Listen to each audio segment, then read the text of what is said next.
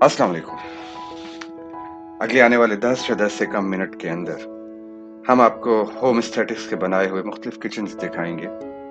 हम आपको ये भी बताएंगे कि इन किचन्स को बनाते हुए किन किन अहम अमूर का ख्याल रखा जाता है।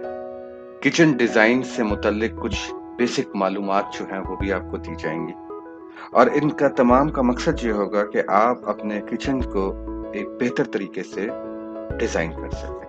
अच्छा, किचन बनाने के हवाले से एक बहुत इम्पोर्टेंट फेज़ है कि हमें किचन का लेआउट डिज़ाइन करना है। अब लेआउट डिज़ाइन करने के लिए हमारे पास कुछ ना कुछ प्रिंसिपल होने चाहिए, कुछ प्रिंसिपल लेआउट्स होने चाहिए। ये प्रिंसिपल लेआउट्स वो होते हैं जो कि ओवरऑल इंटरनेशनली सक्सेसफुल लेआउट्स होते हैं और ये जो यूजर होता है उसको मैक्सिमम वर्क एरिया दे रहे होते हैं। अब जो हम कुछ आपके सामने प्रेजेंट कर रहे हैं वो लेआउट्स हैं। आप इन लेआउट्स में सबसे पहला लेआउट जो देख रहे हैं, जो इस वक्त आपकी स्क्रीन के ऊपर है, वो है L shape layout. L shape layout जो है ये आप देखें कि एक अच्छा वर्क ट्रायंगल दे रहा है। ये जितना वर्क एरिया है ये वर्क ट्रायंगल में रिप्रेजेंट हो रहा होता है। अच्छा, अब एल शेप के अंदर आपके जो है सिंक यूनिट भी आ रहा होता है, आपके हॉब्स भी आ रहे होते हैं, हुड भी लग रहा होता है, इक्विपमेंट सारा लग रहा होता है। अच्छा, यहाँ मैं जरा थोड़ा सा किचन के इक्विपमेंट के बारे में आपको ओरिएंट कर दूं। किचन में जो मोस्ट कॉमनली इक्विपमेंट लग रहा होता है वो कौन कौन सा होता है? किचन में हॉब लगते हैं जो आपके बर्निंग यूनिट्स होते हैं, जो फायर यूनिट्स होते हैं जहां पे आप कुक कर रहे होते हैं। किचन में हुड होता है, हुड हॉब के बिल्कुल ऊपर हुड लगता है जो बेसिकली तमाम तर गैसेस को बाहर लेकर जा रहा होता है। फिर किचन के अंदर सिंक यूनिट होता है जहां पे बर्तनों का वॉशिंग एरिया होता है। Then in kitchen there are induction hobs. ये अच्छा, इंडक्शन हॉब्स जो हैं ये पाकिस्तान में थोड़ा अभी रिसेंटली आए हैं, लेकिन इतने भी रिसेंट नहीं है, मतलब कि देयर लेकिन बहुत कम इनकी एडॉप्शन हो रही है। लेकिन इंडक्शन हॉब खास तौर पे हमारे एरियाज में जहाँ के सुई गैस जो होती है वो सर्दियों में नहीं होती है, तो वहां पे इंडक्शन हॉब बहुत काम की चीज है कि ये बेसिकली आप इलेक्ट्रिसिटी के जरिए से खाना जो है वो पका रहे होते हैं और ये बहुत सेफ तरीके कार है इंडक्शन हॉब। लेकिन इंडक्शन हॉब के यूटेंसिल्स जो होते हैं वो सेपरेट होते हैं। अच्छा, फिर किचन के अंदर बेकिंग ओवन होता है, माइक्रोवेव ओवन होता है। अच्छा, यहाँ पे मैं ये एक सबमिशन देता हूँ आपको कि देखें, हमेशा किचन के अंदर आप अगर हमारे यहाँ एक गलत कॉन्सेप्ट मिथ है कि जी बेकिंग ओवन सुई गैस का अच्छा होता है, सुई गैस का बेहतर होता है, या सुई गैस का बेकिंग ओवन जो है वो कम खर्च होता है। सुई गैस के बेकिंग ओवन के अंदर जो सबसे बड़ा प्रॉब्लम होता है कि वो अंदर हीट जो होती है वो इक्वल नहीं दे रहा होता।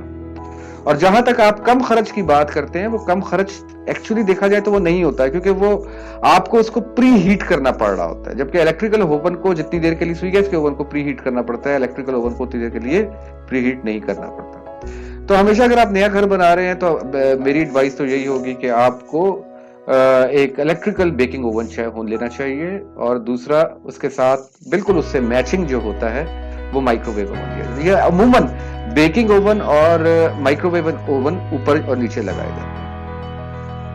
फिर इसी तरह आपके रेफ्रिजरेटर्स हैं। अब ये तमाम चीजें, refrigerator, microwave oven, baking oven, ये चिप इन किए जाते हैं, यानी कि ये कैबिनेट्स के अंदर चिप इन किए जाते हैं खूबसूरती के लिए। अभी आगे आप जब हमारे किचन देखेंगे अभी इसी वीडियो के अंदर, तो आपको नजर आएगा कि हमने किस तरह उसको चिप इन किया, और मैं वहां पे बता भी रहा हूँ आपको चिप इन कैसे करते हैं। लेकिन लेआउट प्लानिंग के अंदर आपने ये गुंजाइश रखनी है कि आपने कहां पे कौन सा इक्विपमेंट लगाना है, और आपने किचन के अंदर कौन कौन सी कैटेगरी ऑफ इक्विपमेंट रखना है। दैट्स वेरी इंपॉर्टेंट कि कौन सा कैटेगरी को कौन कौन से इक्विपमेंट्स जो हैं वो आपने किचन के अंदर रखना। तो L shape categories, L shape layouts हैं हमारे पास। आप हमारे इसके अंदर फिर पेनिसुलर लेआउट्स देखेंगे, यू शेप लेआउट्स देखेंगे। Then there are island layout. Island layouts जो है बहुत सक्सेसफुल लेआउट्स है, उसमें आपको आइलैंड मिल रहा होता है अलोंग विद द प्रिपरेशन और द कुकिंग एरिया। आइलैंड का मकसद ये होता है कि कुछ जैसे ड्रेसिंग वगैरह की चीजें होती है, या उस पर बैठ के कुछ खा लेता है बंदा, यानी कि साथ में चेयर्स होती हैं, आप कुछ खा पी सकते हैं। किचन याद रखें आपके घर का इस वक्त सबसे ज्यादा वाइब्रेंट एरिया है किचन। तो इसका लेआउट जो है वो बहुत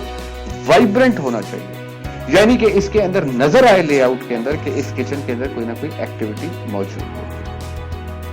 तो ये लेआउट मुख्तलिफ आपने ब्राउज करते हुए, आपने इसी बात को सुनते हुए मुख्तलिफ लेआउट्स देखे हैं। जब हम इसके ऊपर आप सबसे पहले जब किचन बनाने लगे तो इन लेआउट में से कोई एक लेआउट सेलेक्ट करें कि मैंने इस किचन के लिए ये लेआउट सेलेक्ट किया, और फिर उसको इवॉल्व करें, उसको प्लान करें उसी लेआउट के।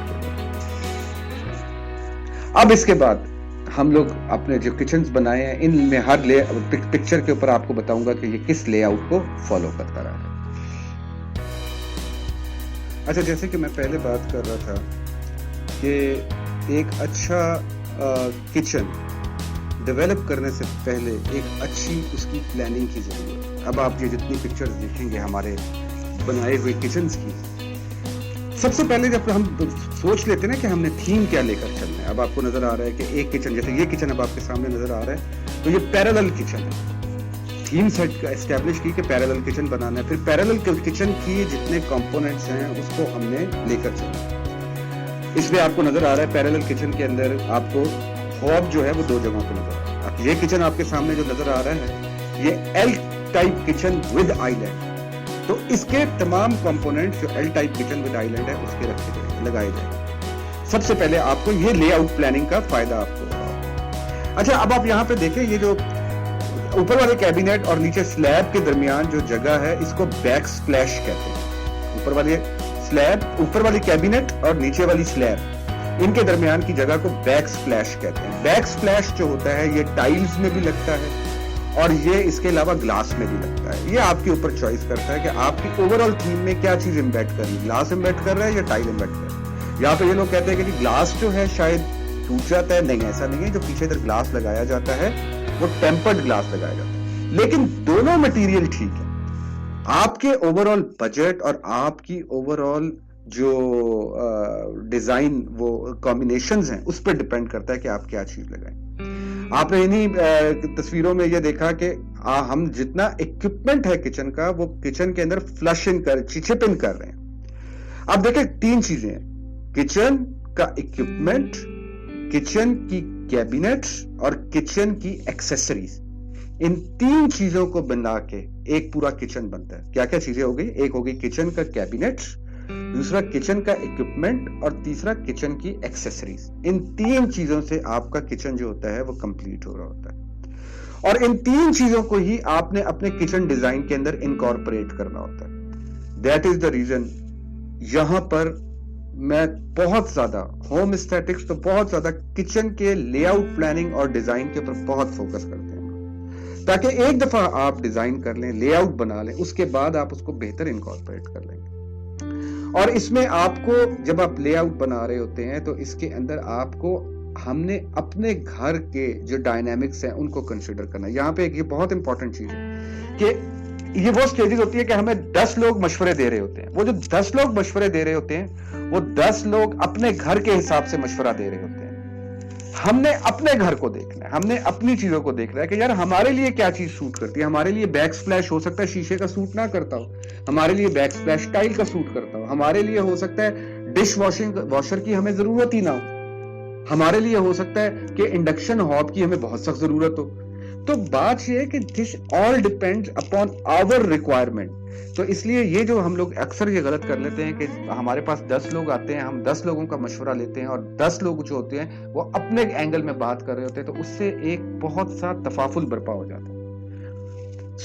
किचन जब बनाएं अपनी कंडीशंस को सामने रखते हुए लेआउट डिजाइन करें, प्लान करें और फिर किचन डेवलप करें। अच्छा, यहाँ पे एक और चीज आ जाती है।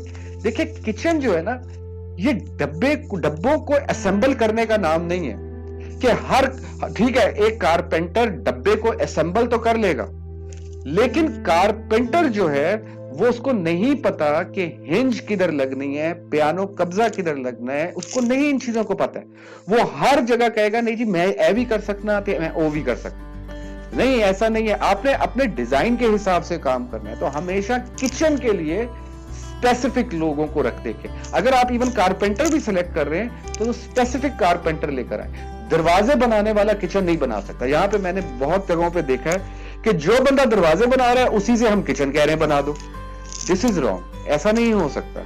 दरवाजा बनाने वाली टेक्नोलॉजी डिफरेंट है, उसका फ्रेम ऑफ वर्क डिफरेंट है, किचन का फ्रेम ऑफ वर्क डिफरेंट है। इसका बहुत ख्याल रखें। दरवाजे वाला तो कहेगा कि बाबू जी मैंने किचन का काम भी दे दिया, but this is not something के जिसके अंदर kitchen is not something, kitchen is not door. इसी तरह वार्डरोब्स हैं, किचन को आप वार्डरोब के साथ पेयर कर सकते हैं कि किचन वाला वार्डरोब बना सकता है, लेकिन दरवाजा बनाने वाला किचन नहीं बना सकता। इसी तरह बेड बनाने वाला जो है वो दरवाजा नहीं बना सकता, उसको नहीं पता उन चीजों का। तो हर टाइप ऑफ फर्निशिंग की डिफरेंट रिक्वायरमेंट, तो इन चीजों को सामने रखेंगे तो आपका बेहतर किचन जो है वो डेवलप होगा।